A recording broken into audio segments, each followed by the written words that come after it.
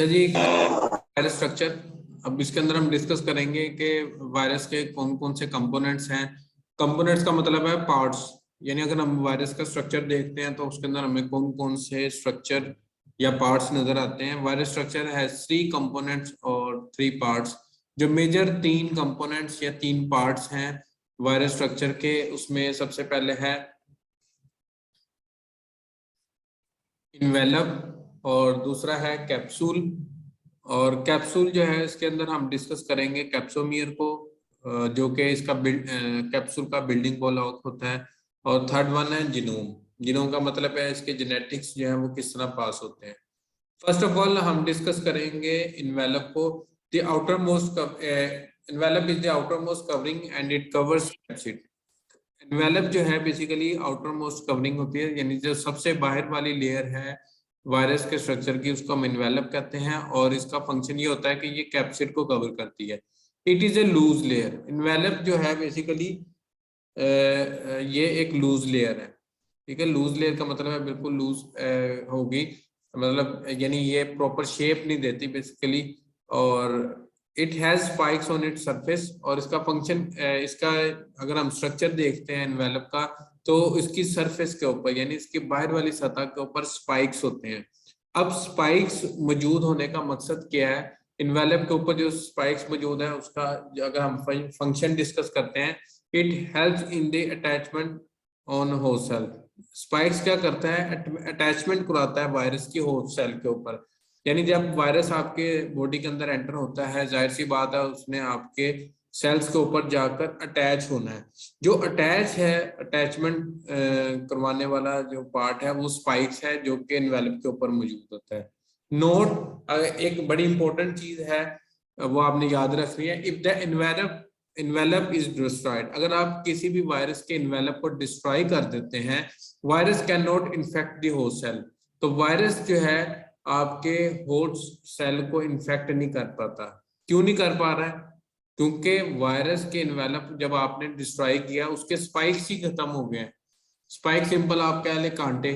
अब वो स्पाइक्स ही जब डैमेज हो गए हैं, तो वो आपका जो वायरस है वो आपके सेल के ऊपर अटैच ही नहीं हो पाएगा। जब वायरस अटैच ही नहीं होगा तो अल्टीमेटली क्या होगा कि वायरस जो है आपकी बॉडी से, जाहिर सी बात है, एक्सक्रीट हो जाएगा, लेकिन आपको इन्फेक्शन नहीं कर सकता। नेक्स्ट जो हमारा पार्ट है वो है कैप्सिड।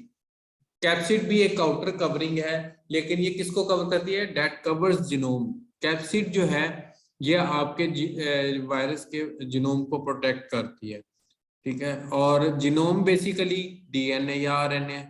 जिस तरह अगर ह्यूमन की बात की जाए, ह्यूमंस की बात की जाए, तो ह्यूमंस के डीएनए को प्रोटेक्ट करने वाले कौन से ऑर्गेनेली है? न्यूक्लियस। लेकिन कैप्सिड के अगर बात की जाए तो उसके जिनोम को कवर करने वाली जो लेयर है उसको हम कैप्सिड कहते हैं। फंक्शन क्या है कि इट प्रोटेक्ट्स जिनोम।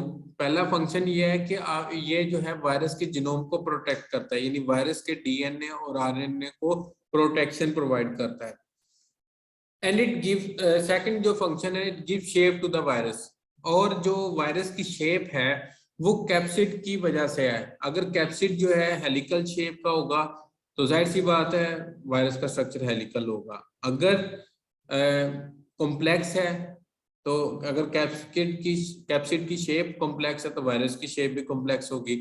अगर कैप्सिड की शेप आइकोसाहेड्रल है तो यानी आपके जो वायरस है उसकी स्ट्रक्चर भी आइकोसाहेड्रल ही होगा।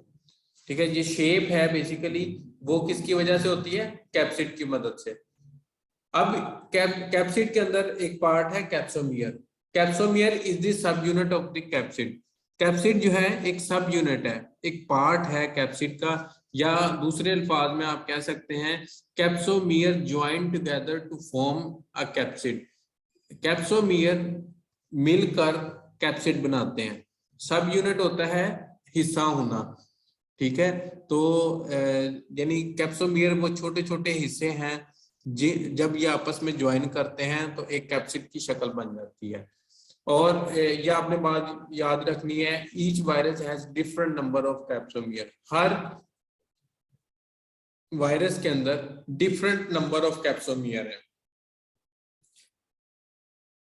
ठीक है जी, each virus has different number of capsomere. हर वायरस के अंदर डिफरेंट नंबर ऑफ कैप्सोमियर होते हैं। फॉर एग्जांपल अगर आप अगर डिस्कस करते हैं, हर्पीज वायरस हैज 162 कैप्सोमियर।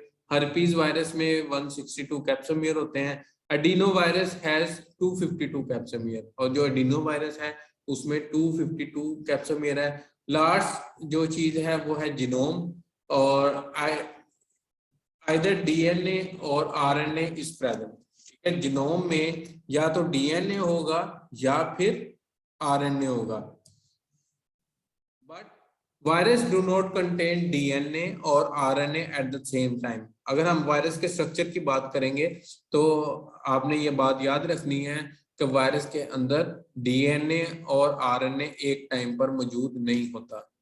ठीक है जी, वायरस में सिर्फ और सिर्फ या तो डीएनए होगा या फिर आरएनए होगा।